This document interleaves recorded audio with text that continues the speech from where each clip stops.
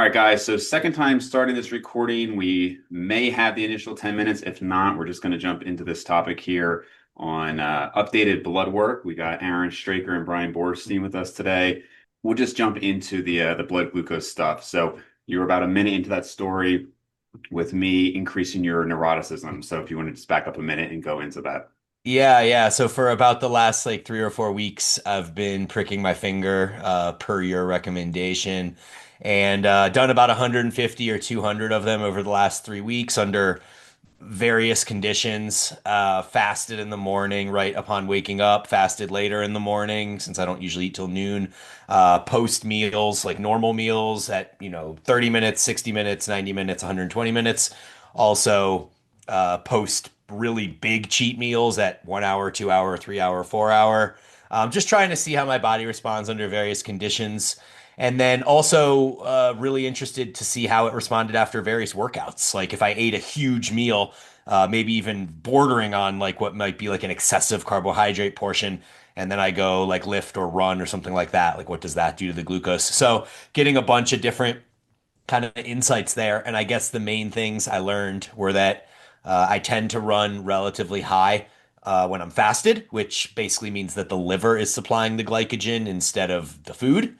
So the first few weeks I would test in the morning upon waking, and my numbers would be in the like low 100s, even up into like the one teens sometimes. So at first that was like a little disconcerting to me, but then as I realized that my body is extremely responsive once insulin comes in. So, glucose goes up, you eat food that has carbohydrates in it, insulin comes in, shuts the glucose down. My body does a great job of doing the insulin. So, even a normal sized meal for me, like a lunch where that has maybe 100 carbs and 60 grams of protein and 20 grams of fat, something like that, my body has no problem staying well under 140 at the 60, 90, 2 hour mark. Body processes foods like that totally fine. Big cheat meals like what I told you guys that day I went to BJ's and had like 3,000 calories of all sorts of random fried and carbohydrate heavy, sugar heavy foods. Body did not do so well clearing that. And so at the 2 hour mark, I was still at 162. 3 hour mark, I was still Oh, at wow. 152. Okay. And then the 4 hour market finally dropped below 140. So that was obviously, hey guys, you probably shouldn't be going out and having 3,000 calorie cheat meals. Like probably not good for longevity. Um, but the real positive was that things like working out. So if I were to eat even a relatively large meal, say bigger than that average lunch I just mentioned, and then if I go and do a weight workout immediately after, it completely flattens the curve. Basically, I would be down within 90 minutes. I'd be down to 107, 103, like crazy numbers, almost like below my fasting numbers in some ways, simply because I worked out and provided like a glucose sink for that sugar to reside. And then the other only other interesting one would be this morning. For the very first time, I did the fasted like AM reading and it was 91. And then I did it again and it was 91 again. So this today was the very first day that I've seen numbers below 100 on my fasted, which yeah, I don't know, it's interesting, I guess, but also something I wonder is what it's actually going to come back on the real blood work that I do Yeah. through the plasma, because I've never had a glucose reading on plasma above 92. And so it was always weird to me that I kept getting these fasted readings in the hundreds when my actual blood work reading was always in the 90s or the 80s. So I'm wondering if maybe the finger prick one runs high or something like that. But I did do a finger prick directly after my blood work, Okay, I and I did did that too. three readings that averaged 102. So I had like a 106, a 102, and a 97 or something like that. So they averaged 102, it was literally 2 minutes after getting my blood drawn. So we'll Yeah. see how that compares to the blood draw number. Okay. I have a lot of thoughts on that, and I'll give the audience context if they haven't clued into our previous podcast about this. So where this kind of all stemmed from, I was actually, sponsored affiliate, whatever, with Levels, and so they sent me the CGM. And I've heard Peter Attia, which is a whole thing there. I heard Peter Attia talk about CGM a lot. And I was like, okay, so I'll try it out. So I've had a CGM probably a cumulative 2 to 3 months over the years, and initially I was like, one of the things, like, obviously, hey, this food spikes carbohydrate, like, these carbs are going to spike your glucose levels. These things are not. Like, that wasn't too insightful. What I found very, I guess, surprising is that over my life, I've had larger cheat meals, and usually they're later. And rather than just seeing a single spike up and then down, what I was finding, especially if they were very large and especially if it was at night, is that it would actually go up, come down, go up, come down. And it wasn't even just like a biphasic insulin response. It was like up or down like four times, where it could be, 4 in the morning now, and I'm getting this high spike. And then what really kind of made me surprised was, as we've all experienced, was these very, not very, was these elevated morning glucose levels that we wouldn't have expected. Every blood work I've ever had in my life has been 80 to like low 90s fasted blood glucose. But with these finger pricks, I was getting 100, 105 up to like 115 totally fasted. Now, to Brian's point, the thought was, well, is that accurate? I have since taken these strips to get blood work and tested it at the exact same time, gosh, probably 5 times now. And in my experience, they were very accurate, like almost identical. And the difference that I realized was, well, when I'm going to get blood work, it's like 8 a.m. But I wake up now at 5, 5:30. So you have this quote unquote dawn phenomenon where you have these adrenergic hormones that are higher as you're waking up, cortisol is increasing to wake you up, et cetera. And that is probably the difference of what's causing, the 100, 105, et cetera. But those are pre-diabetic levels, hence the team pre-diabetes Instagram group. And that was, I wouldn't say concerning to me, but it was just kind of curious to me. So that sent me down this rabbit hole of testing. And there certainly is a level of neuroticism to it, but also just, again, I'm a very curious person. I do a lot of tests. I mean, Aaron over here, even with his cycles, I'm doing more blood work than him as somebody who's not on anything, just because I'm a very curious person. So as I saw this, we were talking about, oh, and then also the big thing I should add, because I decided to add a very low dose statin, and there is absolutely evidence that that could affect your insulin and glucose levels. I wanted to make sure that that was not happening if I was going to continue on the statin. So that was a big factor too. So to touch on some of your points, Brian, I guess I forgot that you had such elevated levels after that meal. I know initially you were concerned about some of the levels you were seeing. I actually, maybe I just didn't, or just glanced over it. So you were still elevated over 140 at almost 4 hours after that big meal. Is that right? Yeah, so 2 hours was 162, and then 3 hours was like 152, I think. And then in the latter part of that third hour, closer to 4 hours, it dropped below 140. Okay. So for people who aren't aware, kind of like the standard OGTT, oral glucose tolerance test, is when you're taking pure glucose and then you're getting your levels tested, and you want to see that it's below 140 at the 2 hour mark. And so I didn't feel like going to a lab, but I basically just bought pure glucose. So in order to get glucose dextrose by weight, you have to do a little bit higher weight. But basically, I took the standard amount, and you're supposed to just sit there. Now, I took it to a very excessive level that nobody needs to do. And I took my levels every 5 minutes, twice as an average, and just watched this. And my levels spiked up to over 200, which I was really surprised to see. And you're not supposed to move or walk around because that does make a big difference. Now, right at like the 2 hour mark, I got to where I was supposed to be. But that was interesting too. So anyway, it sent me down this whole rabbit hole of testing. I think between Bryan, me, another friend of mine who had done similar testing, I think we've all just kind of concluded that for most of us, it's just not something that you need to worry too much about if you're looking at your standard. Like, you go to the lab, you get your standard fasting glucose and your HbA1c. That's probably fine. I also did a fructosamine, which is similar to like glycated protein levels, just to see. That's like, for people who know, HbA1c is more of a marker over like 90 days on average.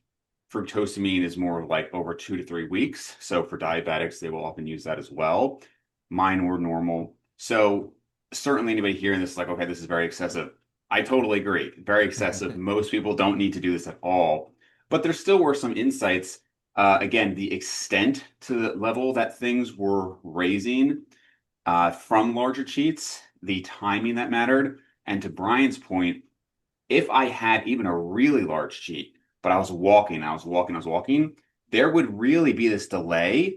But then again, those carbs are going to go somewhere. So what I found was, yes, there was a delay, but then once I was back on the couch, now the spike came. And I'm sure it was a smaller spike, but when you're taking in, like the example I thought of was like, we went to the beach, I must have had 300 or 400 grams of just like, crap from carbs.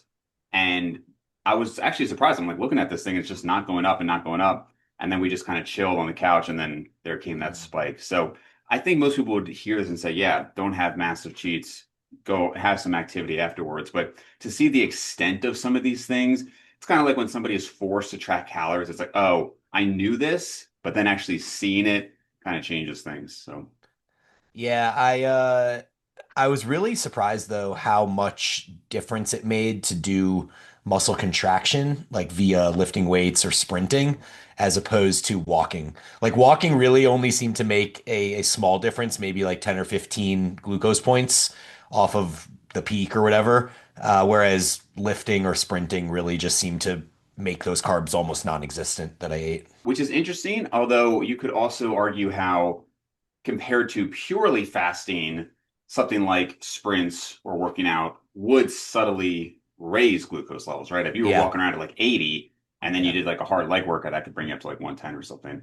yep. Um, Aaron, I think the last time we touched on this, you had basically just kind of accepted that you have some high morning glucose levels. Otherwise, you're at this point not really worrying about. Is that accurate? Yeah, I mean, I everything that we were talking about, I went through deeply down the rabbit holes in 2018. And I mean, ultimately concluded this. I went on metformin, nothing was bringing it down in the morning. And then it ultimately, the last time I really paid attention to it was in 2021 when I wore the CGM for 2 months. And it was actually during a calorie deficit. It's towards the beginning of a calorie deficit. And some of my highest readings that I would get all day were in the morning and overnight. Like I would have higher fasting blood glucose while I was sleeping than I would get 90 minutes postprandial, an hour postprandial. So it was just one of those things. And like I've said before, I've been 215 pounds at like 16% body fat. I've been 188 pounds, absolutely shredded as a natural. I've been 220 pounds shredded on gear. I've been 235 pounds on gear. My fasting glucose doesn't go anywhere. My HbA1c doesn't go anywhere. My fasting insulin's always a 4. It just doesn't really move. So I've kind of concluded that my body just sits it here, and I think there's a genetic component to it. For example, on my dad's side of the family, which is the African American side of my family, like half the adults are all like textbook type 2 diabetics, but only like 2 people are overweight. Like my dad is Hmm. 6'2", maybe 180 pounds, and he's a textbook, type 2 diabetic, although he's obviously not overweight. He's active. He's been active his entire life. So I definitely do think there's a genetic component to it as well. Yeah, sure, significant genetic component there. But yeah, so ultimately, my main reason for it, but like I said, I just want to make sure what's going on the statin. What I found interesting was my A1C was 5.7, or no, 5.6. So it was kind of like borderline before dieting. I dieted even further over the summer. I got really lean. It got down to 5.2. And then as I showed you in my recent blood work, even with going back up to, low 180s, you know, going for probably 8% body fat to maybe like 11 or 12% and all that. It still stayed at 5.2. And that's obviously going to fluctuate throughout. But at this point, I'm kind of just said, okay, like it is what it is. If there's further changes, I'll detect it on the blood work. Interesting, nevertheless. I want to get into it. I know, Brian, I'm going a little bit more heavy on you just because I know a little bit harder cutoff there. I want to talk about training in general here. So, Brian, we've discussed before the bro split, the higher volume, the higher frequency stuff. Right now, and obviously this is very much muddied by the addition of TRT, but you have recently implemented the bro split, lower volume across the board, across all muscle groups. Is that accurate? Well, I don't know if low volume would be the right way to say that because the reality is that actually switching from a 4 day a week upper lower to a 6 day a week bro split has actually increased my volume. Okay. So where I was doing 3 to 6 sets per muscle group per week on the upper lower split, I'm now doing 6 to 10 sets per muscle group per week on the Okay. bro Yeah. split. So not really a And those lot. would be direct sets. Like I would say it could even go higher if you're going to count auxiliary sets. Like, I do some pull-ups and some push-ups on arm day. I do some like upper chest pressing and raising on shoulder day, which is like more of like a front delt movement, but has some upper chest in there. So, I mean, if you start counting those things into chest volume, then now chest goes up beyond that, like 6 to 10. But yeah, I would say mostly 6 to 10 sets per muscle group direct, and which is like almost double what I was doing before. Um, Yeah. so yeah, the volume certainly not higher, but frequency way higher, and then in session volume way lower. So now my workouts, I have a 40-minute cutoff on every single workout I do, and that starts from the moment I do my first warm-up set. And so my goal is just to work as efficiently as I can through that workout for 35 to 40 minutes and then boom, be out of the gym as quickly as I can. It's I know we both kind of had a preference for lower volumes over the years and just being able to be like intense, same even with our cardio, right? We'd prefer sprints over this longer, although you do quite a bit of longer cardio as well. It's funny, I've been doing this specialization phase lately, and it's a calf, side delt, or just kind of delt, and bicep specialization. And my general thoughts are if you're going to be doing higher volume, unless literally this is what you do, it's very hard to get 20 plus direct sets per body part for all body parts at once while having a family, running a business, all these things. And I'm even finding that honestly, even with 3 body parts, I'll be honest, I'm 14 weeks into it and I'm just like, this is a pain in the ass. Like, because originally I was doing 2 to 3 sets every day. Other than biceps was 4 days a week. But calves and delts, I was doing it every day. I was like, this is honestly just annoying. And I have a home gym, so it's very convenient, but I just found it annoying. And then more recently, I said, I'm going to just do it on like 2 or 3 days, higher volume, and there's pros and cons to that. And the reasoning being that despite being now 20 years into lifting and obviously realizing there's not a lot left, I always just find it very hard to accept defeat and just acknowledge that there's nothing. So I'm like, let me just try something.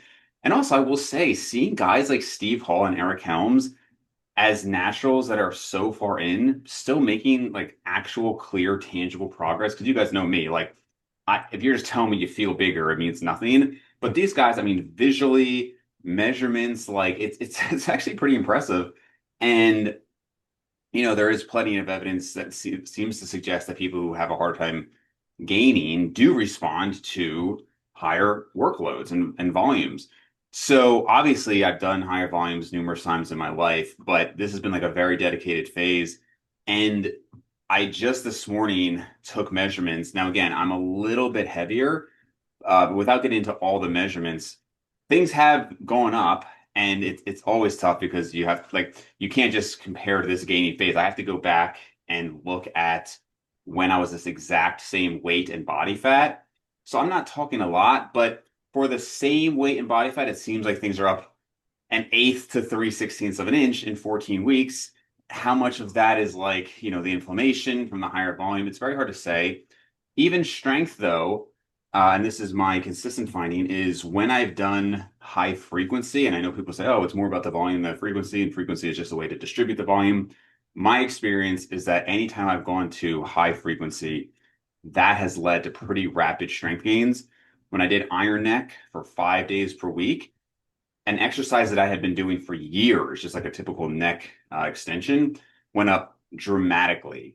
My calf strength just went up dramatically. I'm even doing tibialis raises, just hooking up to a cable and training the tibialis. That, because I literally almost never train that, that's going up dramatically.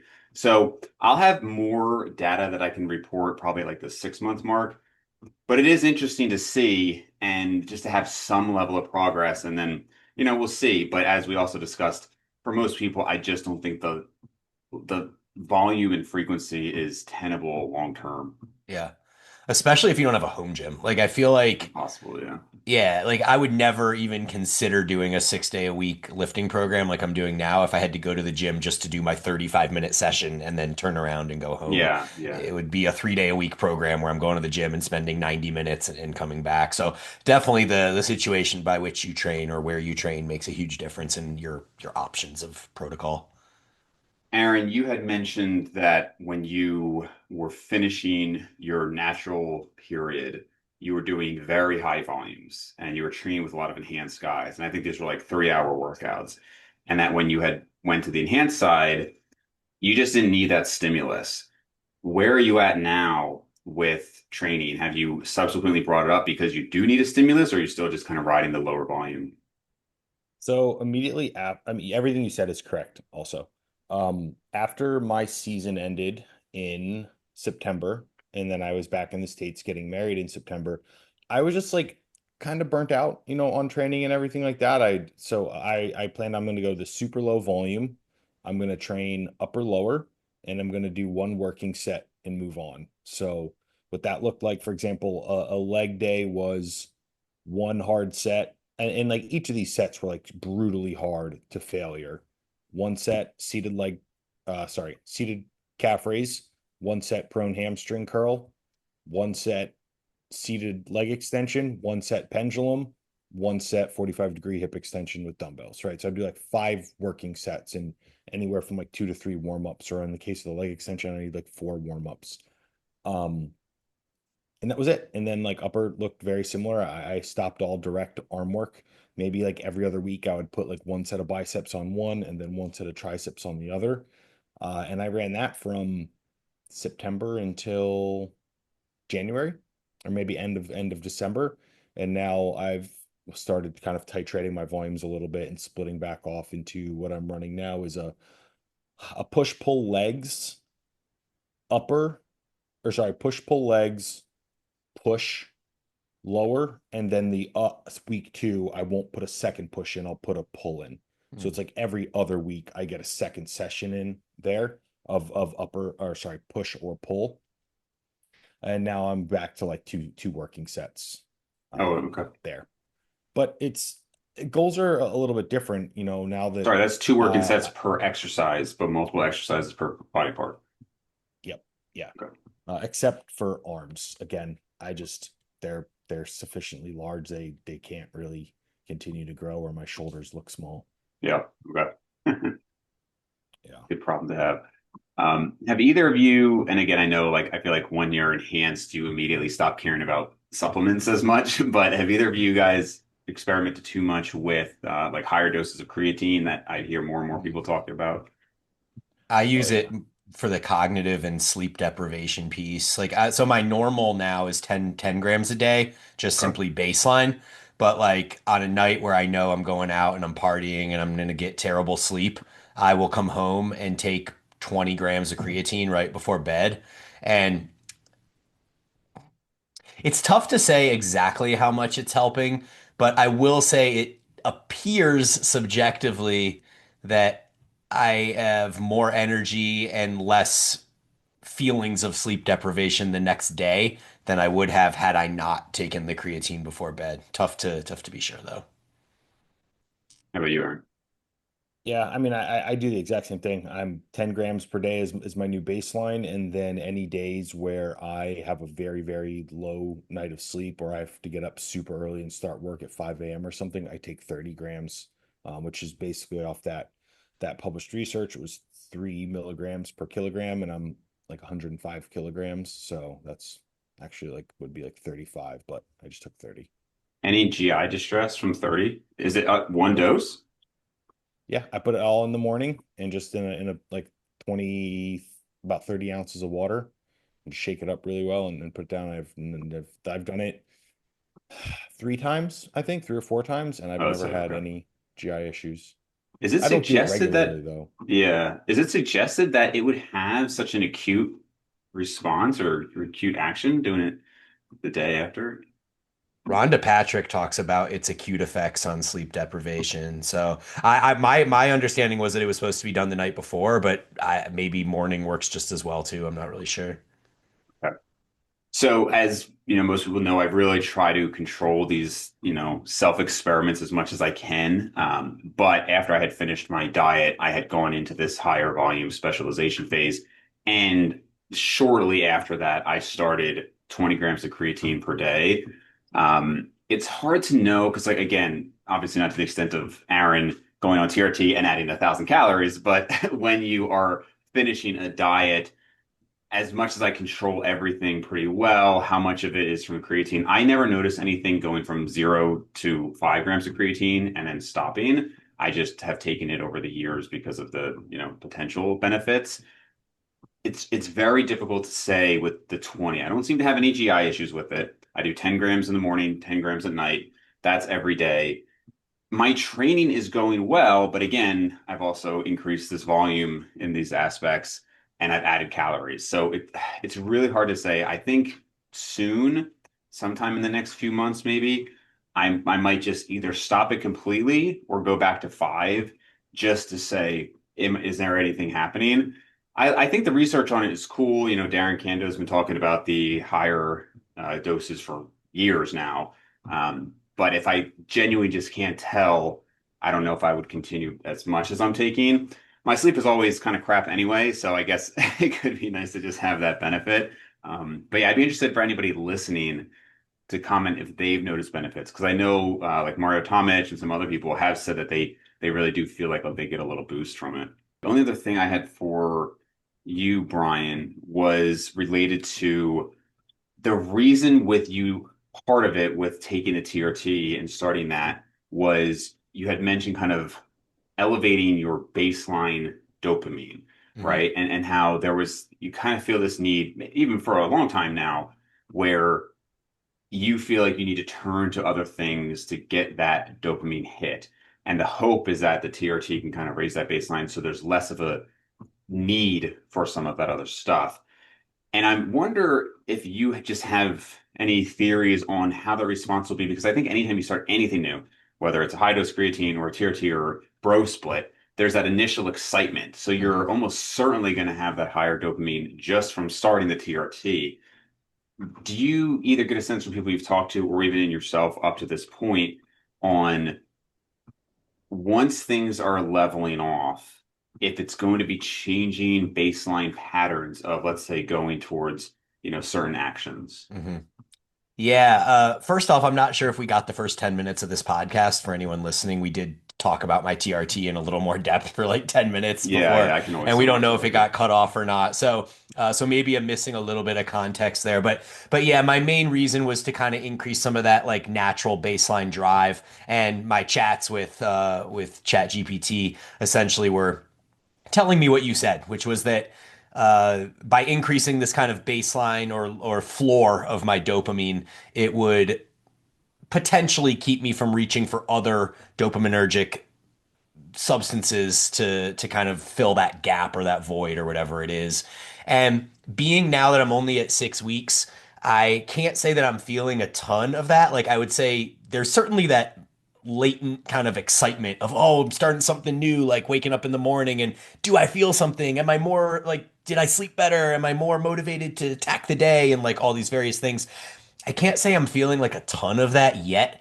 ChatGPT says most of that will come at like 8 to 12 weeks because physiologically I could already be at 700 or something like that for my T levels, but that the brain processing of what's happening physiologically doesn't actually kind of come on board until the body's been able to regulate and make the new testosterone kind of like the new baseline type thing.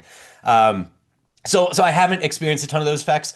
I would love to um, I'd love to give you a report in 6 weeks and tell you that it's working great and that I'm no longer smoking weed every day because testosterone has raised my dopamine floor and life is all butterflies and unicorns now or something like that. I don't actually expect that to be the case.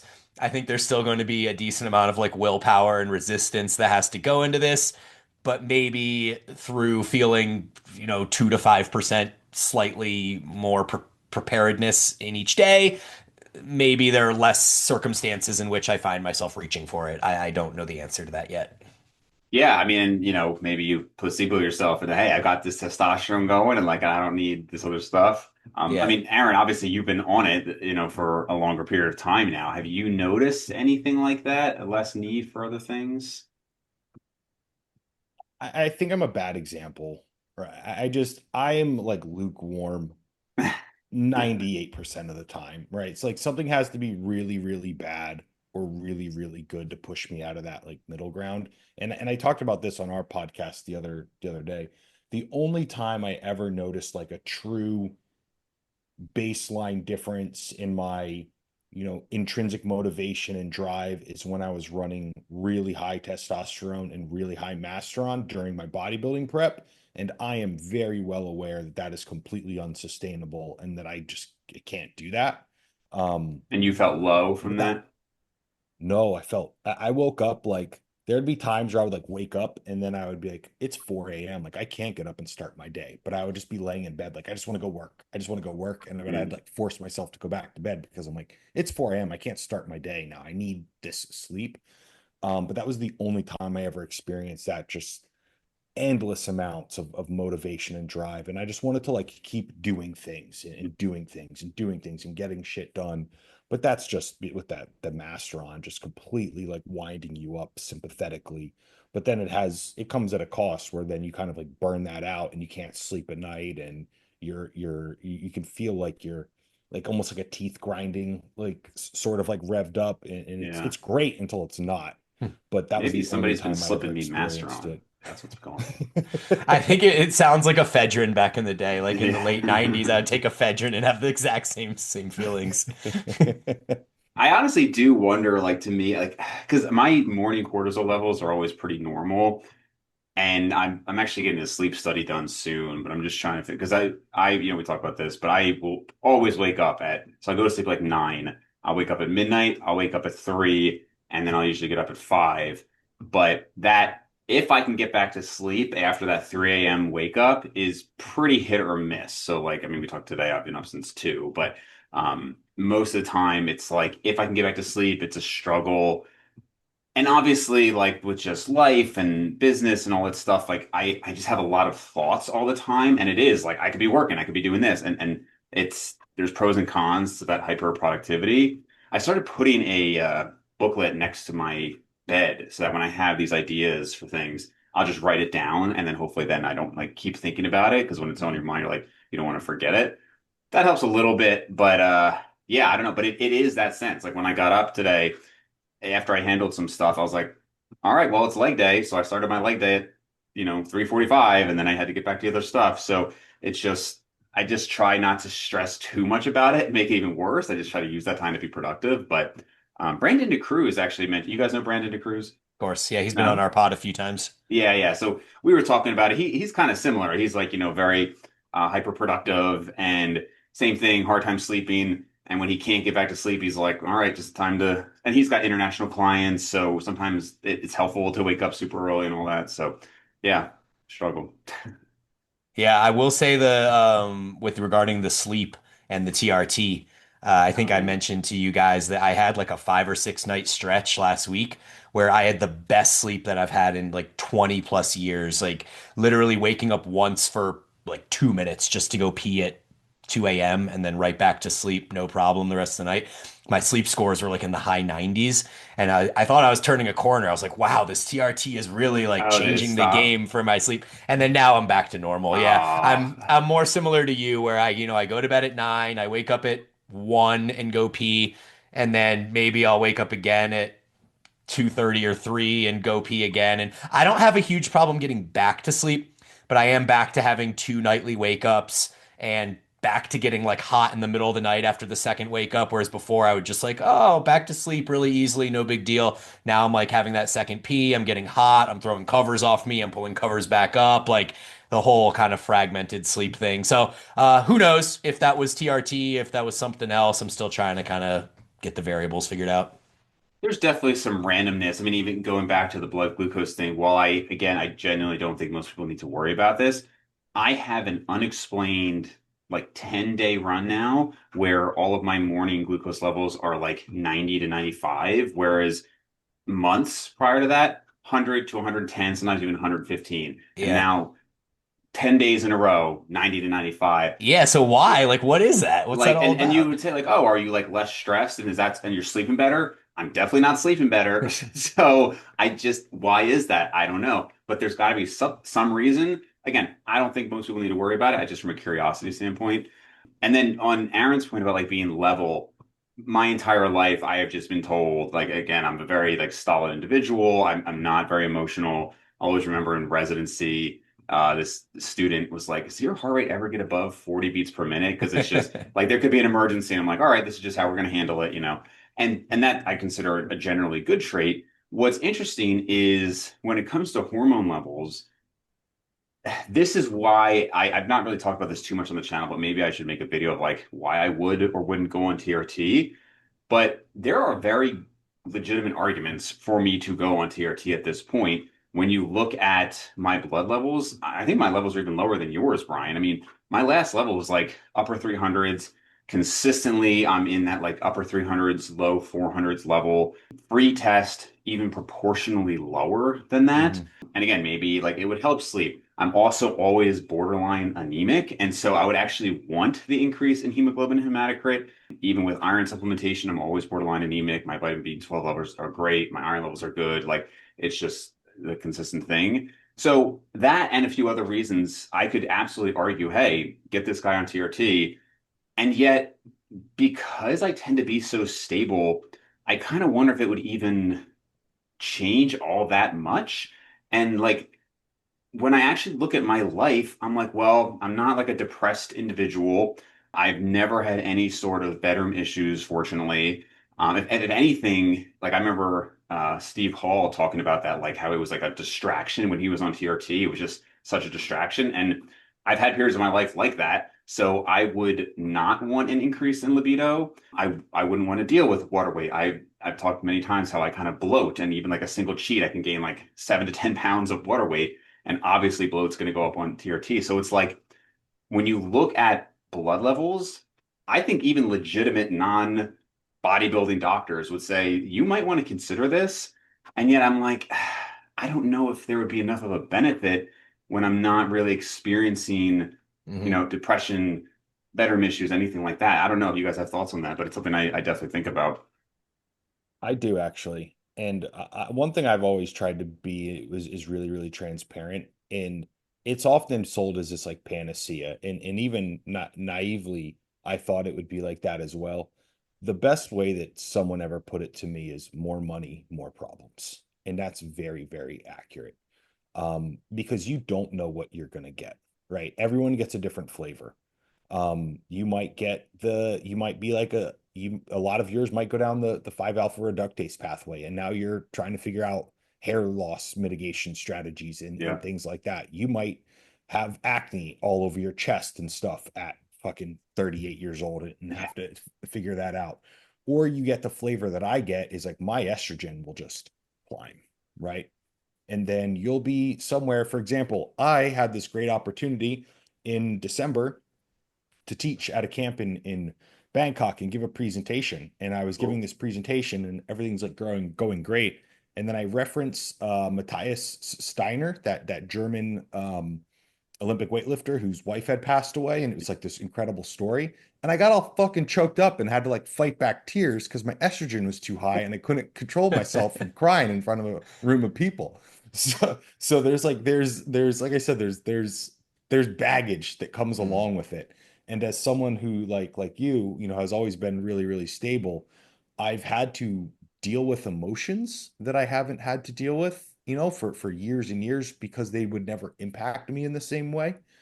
For another example, we tried to rescue a kitten here like 2 weeks ago from the abandoned property next door because it would die if we didn't. And we did, you know, we got it, we took it to the vet, and then it died anyway the morning of us, and Mm. it fucking ruined me.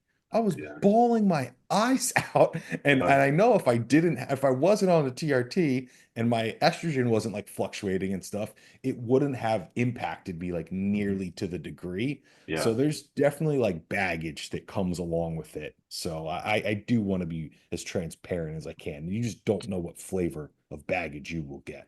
Don't Yeah. you think that feeling more might be like a positive though? For because I'm also somebody like you guys, like Arthur Brooks would call it like a judge, like relatively low high affect and low affect. So you're just kind of like chill for the most part. You're just sitting along the neutral parameter.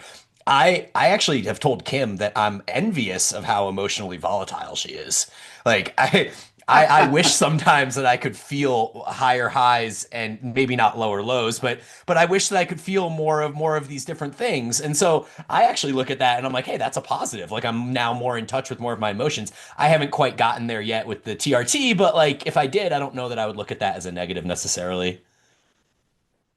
There are pros. I would say there's also times like when the planets align and your TRT and estrogen and everything's like really dialed in, I will get these feelings of maybe not elation, but I'll be like sitting on the patio with like my coffee in the sun's kind of like coming up, over the neighbor's house, and I feel like this immense gratitude and contentment, and I'm like, man, this is I feel great just sitting here enjoying the peace and the quiet, and I like reflect on my life and the things that I've been fortunate enough to do, and I feel like I would never feel like that before, where I get these like really these little moments that I feel like on top of the world for 20 minutes just sitting there by myself. So those are nice. But then there's the grown ass Aaron fucking bawling his eyes out about a kitten that he couldn't fucking save last week, that Yeah. just tear me apart, that I would really rather not have to deal with as well. The that getting choked up sensation will absolutely get worse once you have kids Hmm. because Oh, like yeah, I like bet. I've always, at least as long as I can remember, like father-son scenes in movies would choke me up. Like one that I always think of is John Q. You guys seen John Q? Yeah. And he's like his son's gonna die from this heart issue, and he's like, I'm not gonna bury my son. My son is gonna bury me. And it was just like, oh my God, and stuff like that. But now, like any like seeing like a father-daughter thing or anything like that, I just like way more than Sam would be. Like I just definitely get emotional. Yeah. Um, but it kind of scares me a little bit with the, just in general, this could be, regardless of TRT, when you think about it's like who are you really? What's like the quote unquote real emotion when these things are so influenced by hormones that are out of your control? Mm. Like the analogy I give that is like you ever just you're walking, the sun comes out, and all of a sudden you just have this positive feeling, right? Well, the exact opposite can happen too. That like you think about people who are genuinely depressed, it's like there might not be a known or clear reason, and all of a sudden there's this cloud, and it's just like what's real? So it's like this estrogen that you're essentially injecting. Obviously, you're injecting the testosterone, but that becomes it's like, what's the real Aaron? What's the real Bryan? Or even the real Dave? It's I don't know. That's like a whole much longer conversation, but it's just interesting. Yeah. Brian, I know you got to jump off too. Yeah, I do. I was in a bounce, so I appreciate you having me on. Hopefully that first 10 minutes gets in there, but if not, we'll I can put rehash like it a later on. summary or something. Yeah, yeah, Yeah. cool. All All right, right, thanks, cool. man. Good. Later, guys. I'm curious, Aaron, with you starting, you were what, mid 30s, late 30s, almost. Right now, Yeah, I'll be 38 in a month. 38. Okay. So you started PEDs at 37 or 36? 36. 36. Okay. So, I really wonder about this with some of these younger guys. Like one of the, that guy, like I think it's Runvis or Runvis coaching, got like a lot of memes and stuff. I don't know, a guy on Instagram, and he started using gear at like year 2 to 3. And I think one of the biggest issues is that you never learn to grind through like hard periods. Like you just got to basic, maybe intermediate stage, and then that's it. Whereas obviously you had a very long period of natural lifting. But I am curious now that that has accelerated so much, like you've gained so much muscle. You've said a number of times, even on this podcast, like, hey, after maybe a few more competitions or something, like I'm cool with just, like hiking, having my family, all that stuff. Do you think psychologically there's going to be a difficulty in handling like, hey, I'm I'm going to be lifting for the next 30 plus years and I'm going to be so far from my peak, whereas like with most naturals, in theory, you can maintain peak to like almost close to 50 and then it's very gradual after that. How are we defining peak? Peak muscle size and strength. Strength, I don't really care about too much. in full transparency. Um, and my experience is a lot different from other people, but post season, right? So, and again, goals are a little bit different. So I compete in men's physique, and I was actually had the problem where when I won my pro card, I was like 223, 224 on stage. My pro card weight cap is 217, 218. Oh, So I had to lose weight to make my pro cap weight. And it's challenging for me to do that. And then the after amateur season, cap was higher? there is no amateur cap. Oh, okay. And then the reason is they're probably gonna have to put one in for people like me. Yeah, interesting. Um, So after season, I was all right, I'm coming down off of all this gear. I'm just going to TRT. My body weight will settle down into like 215. I'll lose a little bit of size. That has not been the case. I am Okay. the biggest I've ever been. And I've Wow. just been running 140 milligrams of TRT, my Really? recombinant FSH, and HCG. Although the HCG, this is Aaron's opinion, right? It's kind of conjecture. I do believe at even I run 100 milligrams per week, which I've titrated down because I get such bad side effects from it. I still 100 I still think milligrams that of combination, HCG. sorry, 100 IU per day, so Okay. 700 IU per week. Okay. I think that is still sufficient in pushing me into super physiologic doses. Um, I started a diet 2 weeks ago because I got up to 237.5. Wow. And I can send you a photo of what I look like. But I mean, that's the biggest I've ever been. And when I started my prep last year, I had one day where I got above 236 and I was running like a steroid cycle Yeah. and pushing so much food that I hated myself because I was putting everything was I was drinking 2 liters of orange juice per day and honey on everything. Wow. And this time it happened, and I would still go to bed kind of hungry sometimes, only eating like 37, 3,800. Um, Why do you say so it's it's conjecture? I mean, wouldn't it be more or less proven that HCG is going to then obviously stimulate the Leydig cells and you're going to have more testosterone even on top of your testosterone? in theory, yeah, but from what my understanding of it is at only 700 IU per week, that shouldn't be sufficient at to be doing that. But I've grown. My legs have exploded post season. Um, and I just know like I can compare photos to when I was 236 and starting prep last year. I was way fatter than I am now. And I didn't have the environment was very like my hunger was gone, my appetite was gone. But now I still have a very healthy appetite and things. My strength is right on par as it's ever been. So it's been so basically a lot of roundabout to answer your question is I'm even kind of bigger than I want to be. I said I started a diet. I was today was the first day I was under 230 pounds since probably December-ish, something like that. Yeah. And I just don't want to be this big. I want to do a couple more years of competing because I'm pretty decent at it. I enjoy it. But if my weight cap's 218, what business do I have being in the 240s?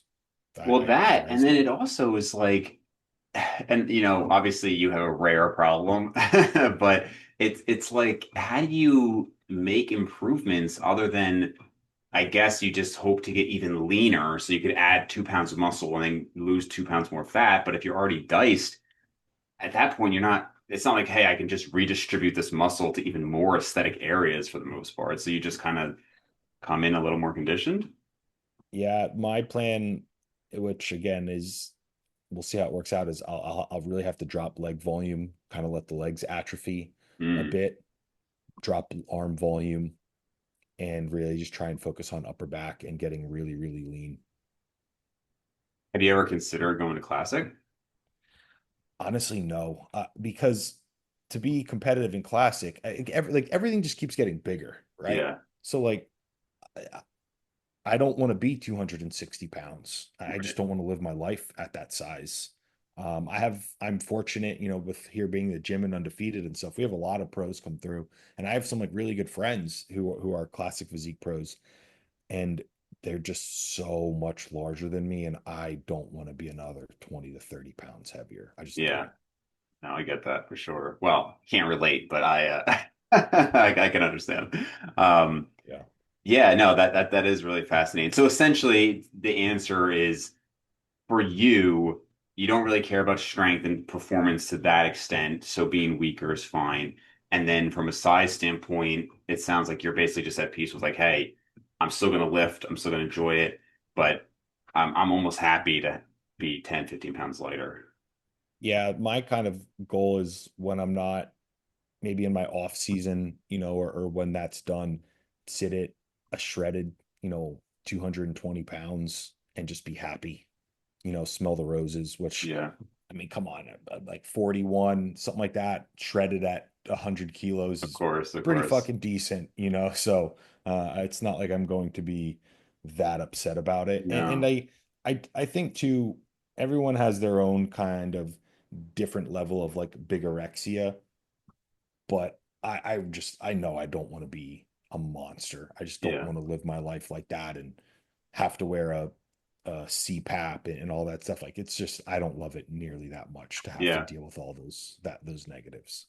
Well, it's funny. It's the classic, like, once you have it, you realize that, like, an excess of it is really not that important, right? Whether it's like, you're a guy in high school who, can never get a girl, but there's like, okay, once you're exposed to a huge amount of it, you realize, like, okay, that your whole life revolves around that maybe isn't so great. And then even with money, it's like, look, more and more money is great, but once you have enough that you don't really have to think about money, you're like, working even more for even more money doesn't move the needle that much. But the reality is, most people don't ever get to a point where they just have all the money they want. Most men don't get to a point where they just have, flocks of women who are interested in them. And most lifters don't get to a point where they just have more than enough muscle that they almost don't care. And so I think almost all naturals are like, no, like I want more. It's hard to relate to this idea that like, yeah, it's cool to just let it go at some point. But you do see that with some of these, especially guys who respond very well to PEDs, where it's just like, yeah, it can kind of be a pain at some point, and you just don't seem to need it. I'm curious if your response here, where you're like, hey, I'm actually the biggest I've ever been, makes you believe even more these stories of these Olympians who are on low doses, because it seems like there's often a lot of doubt of like, there's no way they must be lying. These doses couldn't have been true. But then you have a response like yours where it's like, hey, maybe you could imagine how you do a few more cycles of this and you're actually maintaining really large sizes on low doses. Does that change your belief about that stuff at all? It does. And not there's certain things you have to truly see to believe or lived experience to believe, you know. And I I I think some of the hardest things is the loudest opinions aren't usually the best opinions. They're the people who are just okay with yelling the loudest. But even there's people who seem to be like really respectable, seem to be respectable online. And I saw one the other day that was just like trying to drag Steve Hall in the comments saying like you're Oh, really? you're a fake natty and you might not be on trend, but you're at least on 200 milligrams and stuff like that. Mm, And I'm like, you're so far wrong and you don't yeah, even realize it. And there are certain things I probably wouldn't have believed, but now I'm literally the biggest I've ever been on 140 milligrams of testosterone per week, 2.5 units of growth hormone, 100 IU of HCG per day, and 75 milligrams, sorry, 75 IU of recombinant follicle stimulating hormone 3 times per week. yeah. And I that's just the God honest truth. Yeah, I mean, I can't imagine what possible reason you would have to lie on this podcast about that. So, Well, and yeah, I can show you my fertility test, right? That yeah, shows yeah. that everything's like working and stuff. So I yeah, and I wouldn't have believed it if I wasn't like truly just Living it. experiencing it day in and day out. Yeah, I think it's just very hard for people to accept that about genetics. Like when people talk about the natural limit and all that, and I say, look, like I totally believe that this person will be natural, and obviously many people aren't, and they are lying.